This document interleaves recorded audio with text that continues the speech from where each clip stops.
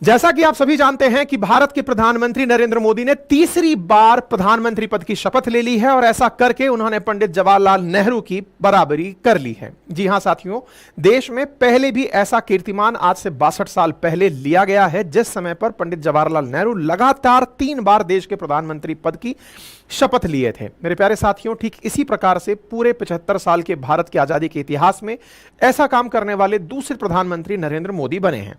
नरेंद्र मोदी जी के द्वारा यह शपथ अपने साथी कैबिनेट मिनिस्टर्स और मिनिस्टर ऑफ स्टेट्स, स्वतंत्र प्रभार और मिनिस्टर ऑफ स्टेट्स के साथ ली गई। कुल मिलाकर प्रधानमंत्री प्लस 71 मंत्रियों के द्वारा शपथ ली गई। यह शपथ का कार्यक्रम राष्ट्रपति भवन में हुआ। इस शपथ के कार्यक्रम के अंदर तमाम प्रकार की चीजें देखी गई, विचार जो इतने दिन से कयास में थे उन पर विचार किया गया, और आज आपके दिमाग में जो प्रश्न उत्पन्न हो रहे होंगे, जिसके लिए इतने दिन से मीडिया लगातार सुर्खियां चला रही हैं, सुर्खियां ये कि साहब नायडू साहब का क्या हुआ, नीतीश कुमार साहब का क्या हुआ, इन्होंने शपथ क्यों नहीं ली, इनका कार्यकाल का क्या हुआ, इन तमाम चीजों का आज के सेशन में आप हमारे साथ जिक्र करने वाले हैं। यह तो हुआ राजनीतिक पक्ष, लेकिन पढ़ने लिखने वाले विद्यार्थियों से गुजारिश है कि एक पैनल अलग से बना लें, एक पेज अलग से लिख लें।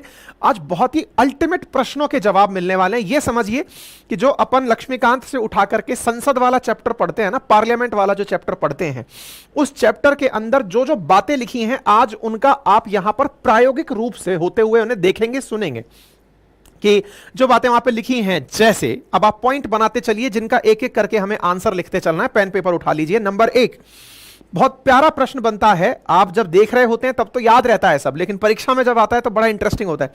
प्रधानमंत्री और मंत्रियों को शपथ कौन दिलाता है? नंबर 1। नंबर 2, यह शपथ कहीं लिखी हुई है या ये अपनी मर्जी से लेते हैं? नंबर 2। नंबर 3, इस शपथ के बाद भी क्या सांसद बनने के बाद शपथ लेनी पड़ती है, यानी कि लोकसभा में जाने के बाद शपथ लेनी पड़ती है? नंबर 3। नंबर 4, इस शपथ में और राष्ट्रपति की शपथ में क्या अंतर होता है, क्योंकि राष्ट्रपति भी तो शपथ लेता है? नंबर 5, शपथ तक ही नहीं, आपको यह भी समझना है कि यह मंत्री और प्रधानमंत्री कुल मिलाकर 72 लोग हो चुके हैं। अधिकतम कितने सांसदों को मंत्री बनाया जा सकता है, क्योंकि यह इंपॉर्टेंट पार्ट है। नंबर 5। नंबर 6, क्या कोई व्यक्ति ऐसा व्यक्ति शपथ ले सकता है जिसने चुनाव ही ना लड़ा हो? क्या ऐसा ऐसा व्यक्ति मंत्री बन सकता है? ये सारे प्रश्न ऐसे हैं जो कि आपके आज के सेशन में एक महत्वपूर्ण भूमिका निभाने वाले हैं। ये जो मंत्री बनते हैं, इन मंत्रियों के बारे में कहीं कोई संवैधानिक पद है या फिर ये ऐसे ही बन जाते हैं? क्या काउंसिल ऑफ मिनिस्टर किसी आर्टिकल में लिखा हुआ है? नेक्स्ट क्वेश्चन है, क्या काउंसिल ऑफ मिनिस्टर के अंदर ये जो कैबिनेट मिनिस्टर होता है, ये कहीं शब्द मेंशन है क्या? क्या प्रधानमंत्री कहीं मेंशन है क्या? और अगर ऐसा है तो इन सभी चीजों को भारतीय संविधान में किस तरह से देखा जाता है? ये तमाम बातें आज के सेशन में होंगी। हां, लेकिन जिस प्रश्न के खोज के लिए आप पहुंचे हैं कि नायडू और नीतीश कुमार जी का क्या हुआ, उसका जवाब भी दे देंगे, उसके पीछे का भी आंसर आपको मिल ही जाएगा। लेकिन आज के सेशन में भरपूर ज्ञान है और प्रायोगिक ज्ञान है, और तो और आपको आज यह भी पता चलेगा कि भारत की इस स्वतंत्रता मतलब भारत के इस प्रधानमंत्री के शपथ ग्रहण समारोह के अंदर कौन से पड़ोसी मुल्कों के द्वारा भाग लिया गया। ठीक है, सेशन बहुत इंटरेस्टिंग है, बहुत ही काम का है। पढ़ने वाले विद्यार्थी अलग लाइन खोल लें, बाकी लोग इसकी वैलिडिटी के साथ, क्योंकि जो बातें मैं बोल रहा हूं उनके पीछे संविधान में क्या उपबंध किए गए हैं उन्हें देखते हुए आगे बढ़ें। चलिए शुरू करते हैं। तो जैसा मैंने आपको कहा, 18वीं लोकसभा का इलेक्शन था। 18वीं लोकसभा के लिए एनडीए यहां पर बहुमत बना करके आया, और एनडीए की बहुमत के अंदर यह पहली बार हुआ कि कोई ऐसा व्यक्ति तीसरी बार प्रधानमंत्री बना है, जो कि नेहरू जी के बाद ऐसा दूसरी बार हुआ है। जब नेहरू जी पहली बार प्रधानमंत्री बने थे, उसके बाद वो 1964 तक प्रधानमंत्री रहे थे। 1962 में उन्होंने तीसरी बार प्रधानमंत्री पद की शपथ ली थी। उसके बाद उनकी मृत्यु 27 मई 1964 को हो गई थी, जब वे प्रधानमंत्री के पद पर ही थे। यानी एक प्रकार से उन्होंने तीसरा कार्यकाल अपना पूरा नहीं किया था। ठीक है, इस बार प्रधानमंत्री नरेंद्र मोदी 240 सीटें लेकर बीजेपी के साथ प्लस अपने अलायंस के साथ मिलकर के 293 सीटों के साथ बहुमत का जो आंकड़ा 272 है उसे क्रॉस करते हुए सरकार बना रहे हैं। सरकार के अंदर फिलहाल प्रधानमंत्री को राष्ट्रपति द्वारा शपथ दिलाई गई। प्रधानमंत्री का आप यहां पर ट्वीट देख सकते हैं। ठीक है, मैं नरेंद्र दामोदर दास मोदी, ये जो लाइन उन्होंने बोली, इसको आप अगर नोटिस करें, फिर से देखिएगा। जो महिला आपको दिखाई दी हैं वो हमारे देश की आदरणीय प्रथम नागरिक हैं, राष्ट्रपति हैं, श्री द्रौपदी मुर्मू जी हैं। ये जो द्रौपदी मुर्मू जी यहां पर आपको शपथ दिलाती हुई दिख रही हैं, ये आपके सामने एक आंसर है और वो ये है कि प्रधानमंत्री को शपथ कौन दिलाता है, तो आंसर है राष्ट्रपति दिलाता है। और मंत्रियों को शपथ कौन दिलाता है, तो आंसर है मंत्रियों को शपथ भी या तो राष्ट्रपति या राष्ट्रपति द्वारा नियुक्त कोई प्रतिनिधि शपथ दिलाता है। ये आंसर्स हैं, लिखते जाइएगा जो प्रश्न मैंने शुरुआत में दिए। प्रधानमंत्री तीसरी बार तो शपथ ले ही रहे हैं, लेकिन ऐसी शपथ लेती हुए 7 शपथ ले चुके हैं अब तक, क्योंकि इससे पहले ये गुजरात के मुख्यमंत्री हुआ करते थे, उस समय भी इन्होंने खूब सारी शपथ ली हैं एज ए मुख्यमंत्री। ठीक है, 2001, 2002, 2007, इसी प्रकार से फिर 2012 और 2014 के अंदर फिर आपने प्रधानमंत्री के रूप में शपथ ली। ठीक है, इनके साथ साथ मतलब मोदी समेत 72 यानी प्रधानमंत्री प्लस 71 लोगों ने शपथ ली। इनमें से कुछ प्रमुख नेता जैसे राजनाथ सिंह जी, अमित शाह जी, नितिन गडकरी जी, नड्डा जी, शिवराज सिंह चौहान जी, इन सब ने भी कैबिनेट मिनिस्टर्स के रूप में शपथ ली। 30 कैबिनेट मिनिस्टर, 5 स्वतंत्र प्रभार। अब यह बड़ा इंटरेस्टिंग सवाल है। 30 कैबिनेट मिनिस्टर, 5 स्वतंत्र प्रभार और 36 राज्य मंत्रियों ने शपथ ली। अब इसको ऐसे समझने का प्रयास कीजिए कि ये क्या नंबर है, ये कैबिनेट मिनिस्टर क्या होता है, स्वतंत्र प्रभार क्या होता है, राज्य मंत्री क्या होता है, तीनों चीजें समझते हैं। भारत के संविधान के अंदर आर्टिकल नंबर 74 के अंदर काउंसिल ऑफ मिनिस्टर की बात कही गई है। क्या कहा गया है? There shall be a council of minister to aid and advise the prime minister, to aid and advise the president of India. Council of minister shall be headed by prime minister. तो council of minister headed by prime minister, there shall be a council of minister headed by prime minister to aid and advise the president of India. यानी भारत के राष्ट्रपति की सहायता और सलाह देने के लिए एक मंत्री परिषद होगा जिसका नेतृत्व प्रधानमंत्री करेंगे। ये आर्टिकल 74 कहता है। तो काउंसिल ऑफ मिनिस्टर के बारे में कहीं कोई संवैधानिक प्रासंगिकता है? जी हां। कहां है? आर्टिकल 74 में है। डन हो गया। अच्छा, अब इस काउंसिल ऑफ मिनिस्टर्स में मिनिस्टर कौन कौन होते हैं? सबसे ऊपर होते हैं कैबिनेट मिनिस्टर। सबसे ऊपर का मतलब सबसे सीनियर मोस्ट लोग होते हैं ये, यानी ये वो लोग हैं जिनके बारे में आप ये कह सकते हैं कि ये मंत्री परिषद में प्रधानमंत्री के बाद अगर सबसे पावरफुल कोई होता है तो कैबिनेट मिनिस्टर्स होते हैं।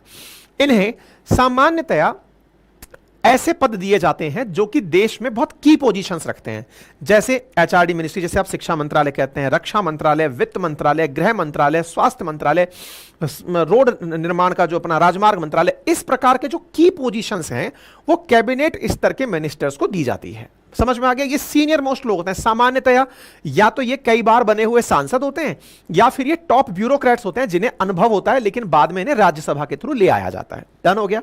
अच्छा, होते लेकिन सांसद हैं। अब अच्छा, इसमें भी एक इंटरेस्टिंग फैक्ट है जो आगे चल के हम डील करेंगे। दूसरा पॉइंट आता है 5 स्वतंत्र प्रभार के राज्य मंत्री। अब ये क्या होता है?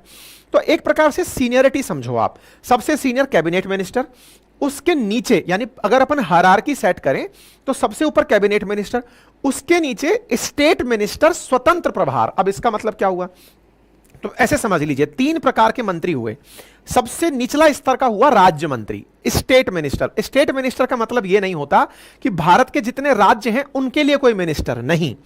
कोई भी विभाग है, जैसे मान लीजिए वित्त विभाग है, तो वित्त विभाग के अंदर एक तो हो गया वित्त मंत्री यानी कि कैबिनेट रैंक का आदमी जो वित्त मंत्री बना, और दूसरा व्यक्ति हुआ वित्त राज्य मंत्री। वित्त राज्य मंत्री का मतलब एक तरह से समझिए कि जैसे प्रधानमंत्री और उप प्रधानमंत्री होता है, ऐसे ही वित्त मंत्री और वित्त राज्य मंत्री होता है, यानी कि ये डेप्यूटी मिनिस्टर होता है।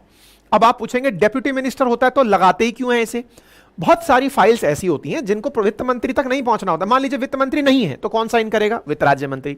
वित्त राज्य मंत्री वित्त मंत्री की एब्सेंस में, इवन उसकी प्रेजेंस में भी बहुत सारे डिसीजन ले सकता है। तो फिर इसे स्वतंत्र प्रभार क्यों नहीं दिया जाता? अब ये स्वतंत्र प्रभार क्या है?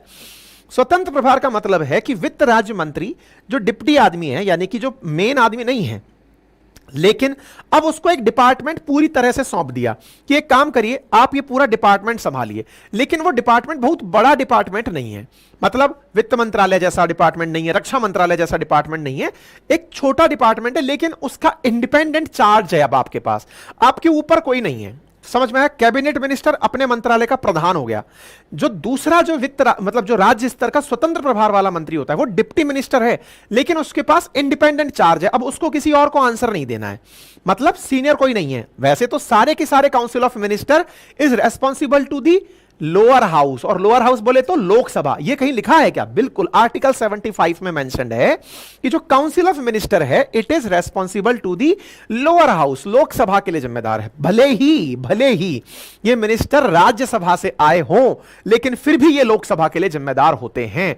यानी अगर लोकसभा में ये अपना बहुमत सिद्ध नहीं कर पाते, तो यानी लोकसभा में अपना कोई बिल पास ना करा पाए, तो इन्हें फिर अपनी तरफ से सस्पेंशन माना जाता है, मतलब सरकार गिरी हुई मानी जाती है। ठीक है, अच्छा नंबर तीसरा, राज्य मंत्री क्या है साहब? तो हां, तो मैंने आपसे कहा डिप्टी मिनिस्टर्स होते हैं। तो अब आप पूछेंगे सर डिप्टी मिनिस्टर बनाया क्यों जाता है?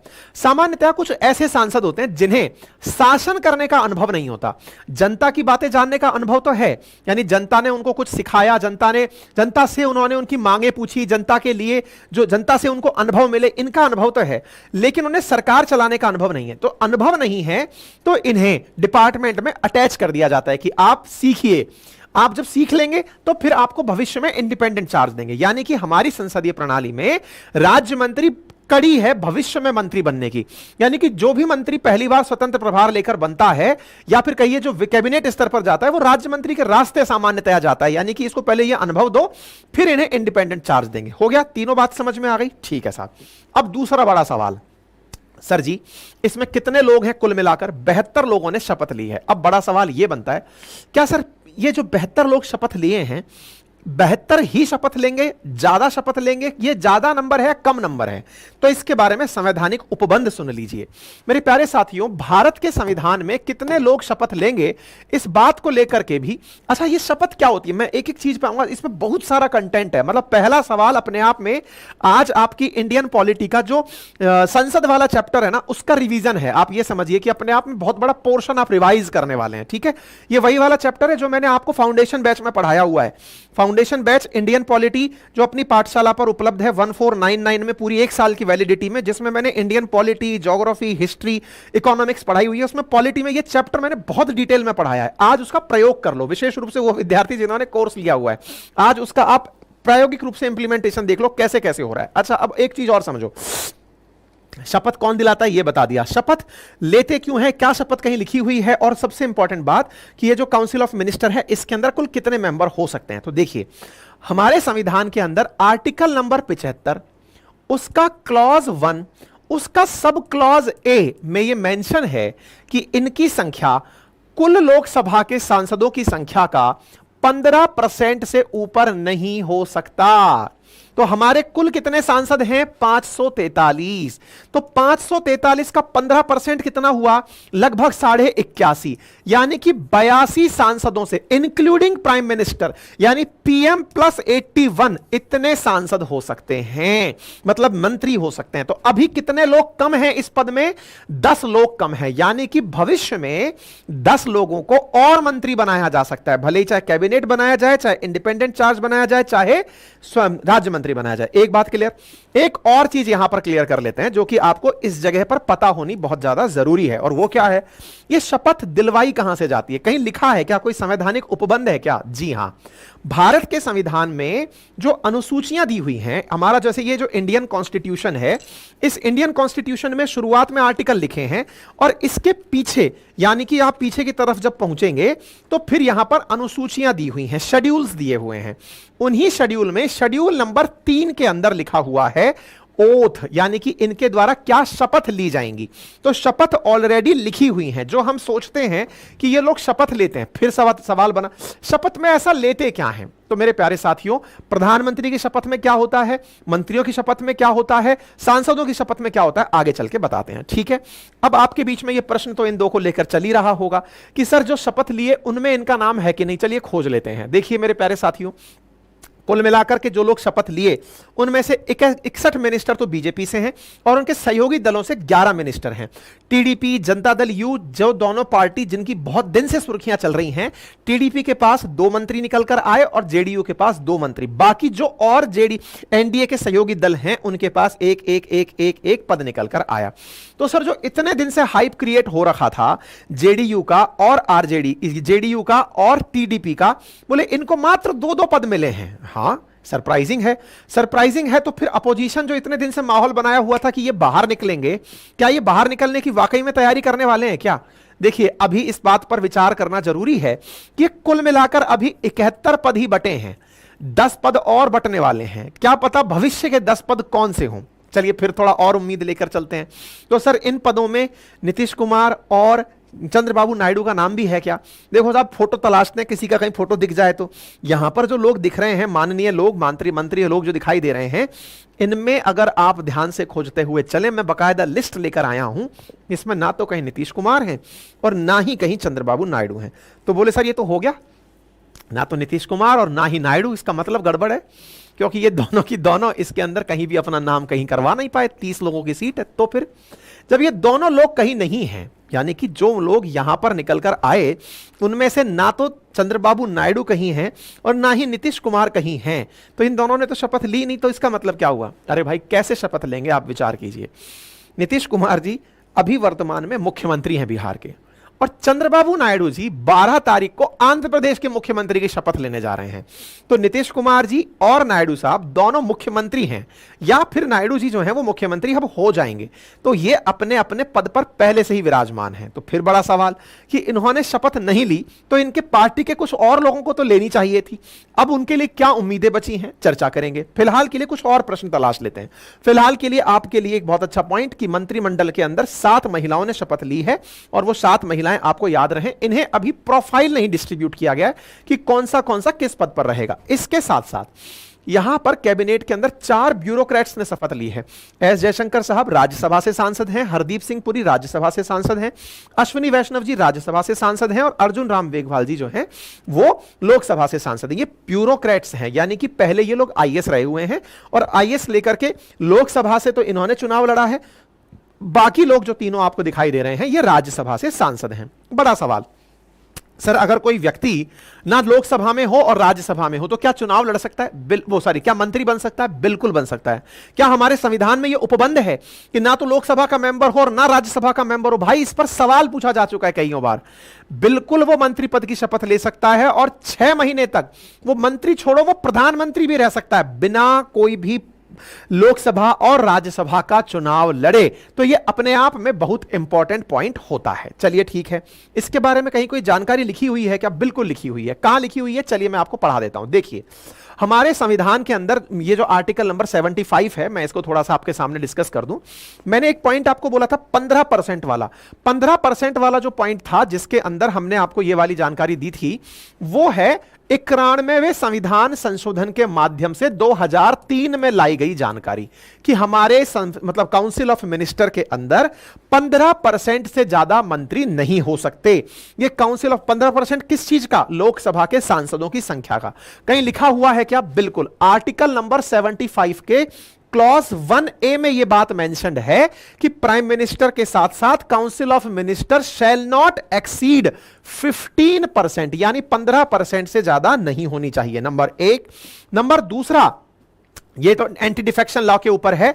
जो मैंने आपको लाइन बोली 6 मंथ वाली, अब वो लाइन आपके सामने यहां लिखी हुई है, यानी आर्टिकल 75 का क्लॉज 5 अगर आप पढ़ें तो इसमें मेंशन्ड है कि ए minister who for any period of 6 consecutive months is not a member of either house of parliament shall at the experience of period cease to be a minister। यानी कि 6 महीने से ज्यादा वो व्यक्ति मिनिस्टर नहीं रह सकता जो किसी हाउस का सदस्य ना हो। इनडायरेक्टली ये कहो कि वो 6 महीने तक सांसद जो व्यक्ति जो है वो मंत्री अथवा प्रधानमंत्री रह सकता है। ये आर्टिकल 75 का 5th नंबर पॉइंट है। तो ये बात आप लोगों को अतिरिक्त रूप से समझ में आनी चाहिए। अब सवाल बनता है कि सर ये शपथ में ऐसा लेते क्या है? तो देखिए बड़ी इंटरेस्टिंग चीज है, हालांकि ये प्रधानमंत्री से नहीं राष्ट्रपति से जुड़ी है, लेकिन इसको याद कर लीजिएगा।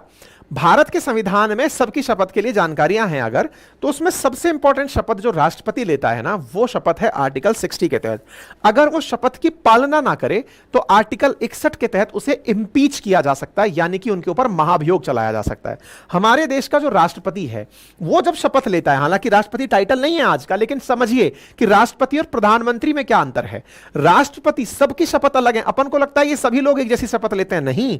राष्ट्रपति शपथ लेता है मतलब हमारे संविधान की सुरक्षा की। ये लिखता है कि I feel faithful to execute office of president of India and will the best of my ability to protect and defend the constitution of India and I will devote myself to service and well-being of the people of India।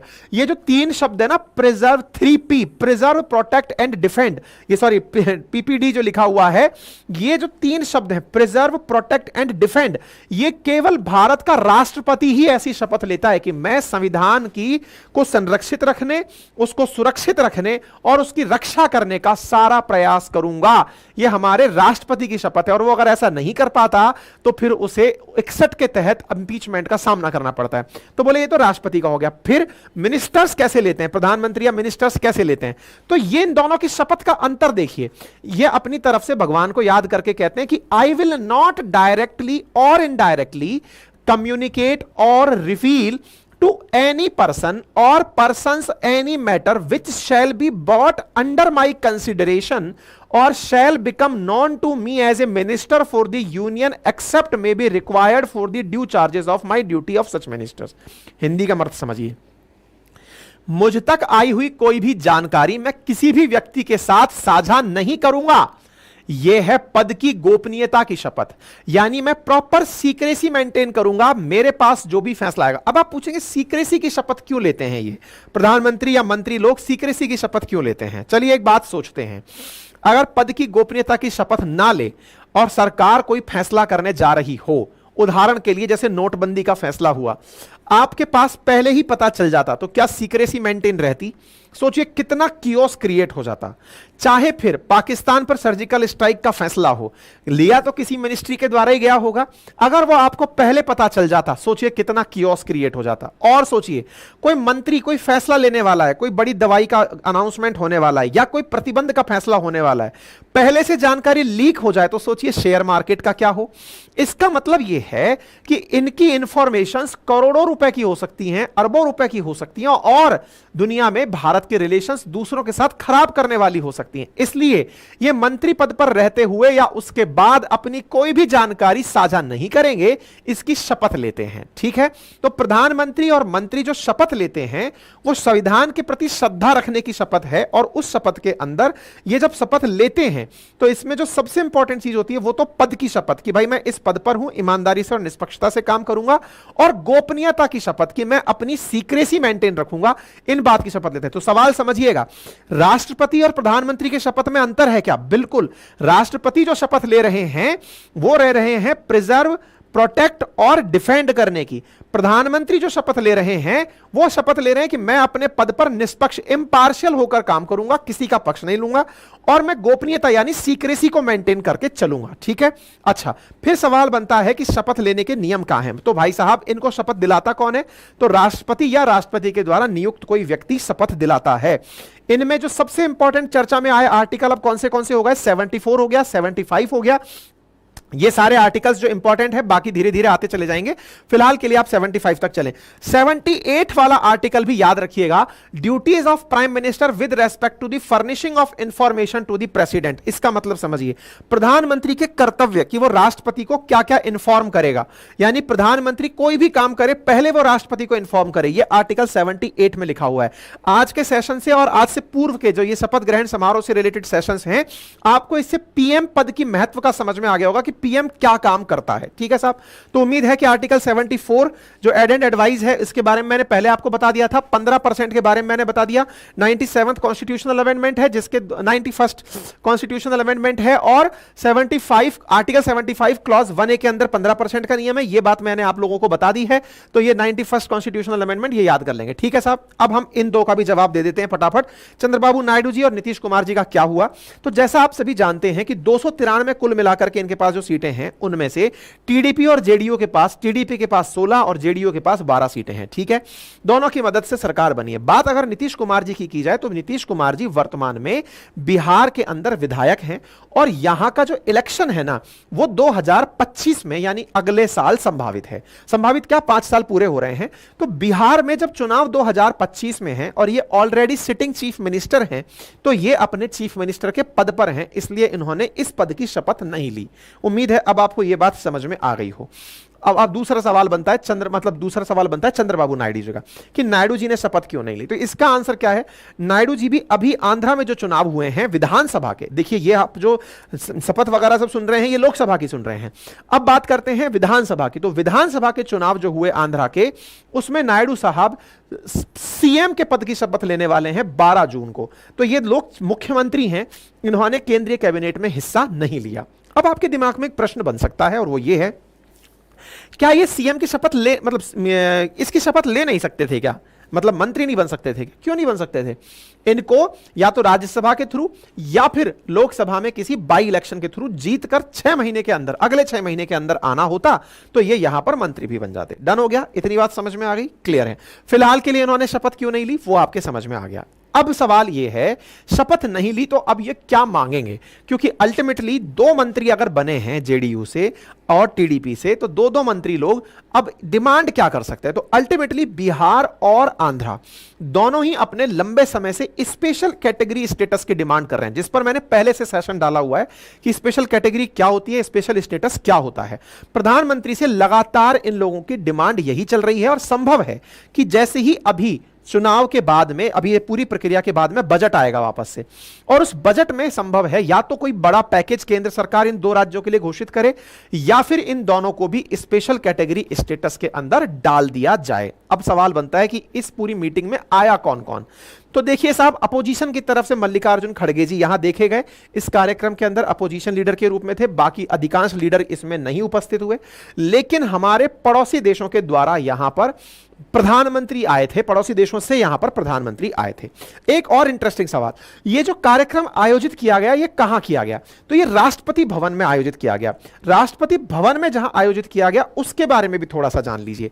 जिस जगह यह आयोजित किया गया वो राष्ट्रपति भवन का forecourt है, यानी कि राष्ट्रपति भवन से आगे की जगह है जहां पर इसका आयोजन हुआ। एक बार के लिए इस फोरकोर्ट को देख लीजिए, इससे रिलेटेड कुछ क्वेरीज आपके दिमाग में आ सकती है। जैसे मैंने राष्ट्रपति भवन के सामने एक पिलर आपको दिखाया, ये वाला वो क्षेत्र, यहां पर लगी हुई तोप, यहां पर लगी हुई सीढ़ियां, ये जो सब चीजें हैं ना, ये फोरकोर्ट है जहां पर ये शपथ का कार्यक्रम किया गया। ये जो पिलर वगैरह आप देख रहे हैं, इन सब का एक इतिहास है। इन सारे पिलर्स के पीछे इनके ये सब चीजें चर्चा की हैं, ठीक है।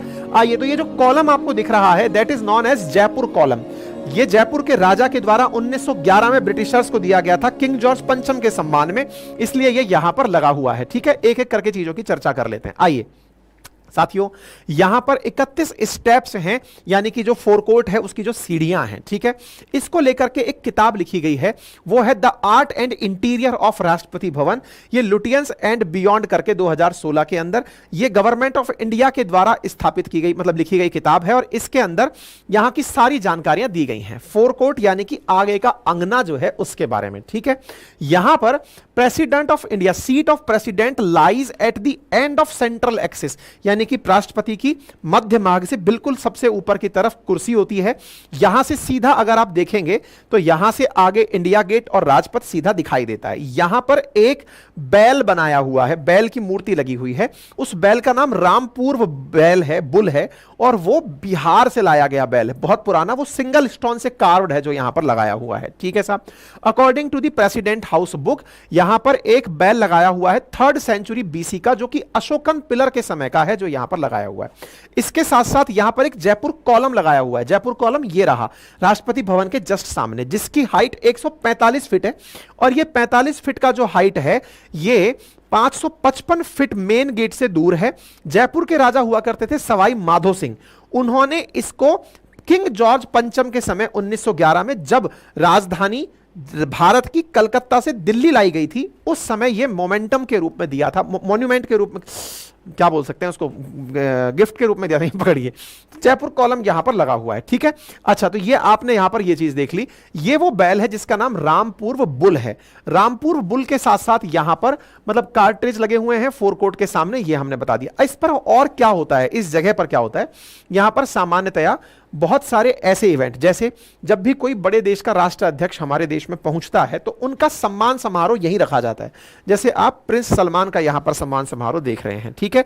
सेना का जो गार्ड सेरेमनी होता है वो भी यहीं पर आयोजित किया जाता है। 7 देशों के प्रधानमंत्री भारत के इस कार्यक्रम के अंदर, प्रधानमंत्री क्या कहिए, राष्ट्राध्यक्ष जो थे वो हमारे प्रधानमंत्री की शपथ समारोह के अंदर अतिथि के रूप में पहुंचे थे। वो कौन से थे? तो हमारे पड़ोसी मित्र राष्ट्रों को बुलाया गया था। किस पॉलिसी के तहत बुलाया गया था? नेबर फर्स्ट पॉलिसी के तहत, कि भैया हम अपने पड़ोसियों को इनवाइट करते हैं। तो ये यहां पर आप सब देख सकते हैं जो आपके सामने यहां पर दिखाई दे रहे हैं, भूटान, नेपाल, मालदीव्स, मॉरिशस। इनमें सबसे ज्यादा ध्यान जो लोगों का गया वो मालदीव्स के राष्ट्रपति मुइज्जू के ऊपर गया। ये वही मुइज्जू हैं जिन्होंने भारत विरोधी बयान, और मतलब भारत विरोधी बयान के कारण काफी ज्यादा सुर्खियों में रहे, वो यहां पर आपको दिखाई दे रहे हैं। शेख हसीना जी हैं, नेपाल से आए हुए हैं, भूटान, मालदीव, मॉरिशस सबसे आए हुए हैं। तो ये सब लोग आकर के प्रधानमंत्री को बधाई दे रहे हैं, ठीक है। ये जो पॉलिसी है जिसके तहत ये कार्यक्रम हुआ है, तो आप तस्वीरों में देख सकते हैं, ये सब यहां पर दिखाई दे रहे हैं। प्रधानमंत्री ने बोला कि मैं अपने पड़ोसियों को जो यहां आकर बधाई देने आए उन सबका सम्मान करता हूं। यहां पर आप इनको देख सकते हैं, मुइज्जू और प्रधानमंत्री दोनों बगल की टेबल साझा कर रहे हैं। ये अपने आप में एक बड़ी इंटरेस्टिंग न्यूज यहां से निकल करके आई है, आप यहां पर इन्हें देख सकते हैं, ठीक है।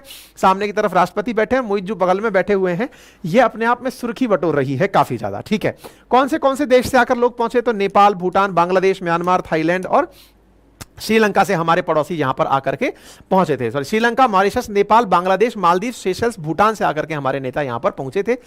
नेबरहुड फर्स्ट के तहत यह सारा कार्यक्रम आयोजित किया गया था। नेबरहुड फर्स्ट की पॉलिसी का खाका 2008 में तैयार किया गया था और 2014 से प्रधानमंत्री के द्वारा भारत के पड़ोसियों को पहले महत्व देते हुए इस कार्यक्रम के तहत उन्हें इनवाइट किया गया था, ठीक है। यही भारत की वर्तमान सरकार की चुनौतियां हैं कि पड़ोसियों को कैसे साथ लेकर चलना है, और उस बीच में इनको बुलाकर इनवाइट करके इस कार्यक्रम से यह आगाज कर दिया गया कि भारत सरकार पड़ोसियों को पहले महत्व देगी, ठीक है। जैसे ही प्रीलिम्स का एग्जामिनेशन होता है यूपीएससी के, उसके तुरंत बाद हम इसको शुरू कर देंगे, ठीक है साहब। फिलहाल के लिए इतना ही। अपना ख्याल रखें, बड़ों का सम्मान करें, छोटों को प्यार दें, अपना व्यक्तित्व इस प्रकार से विकसित करें कि महिलाएं आपके साथ सुरक्षित और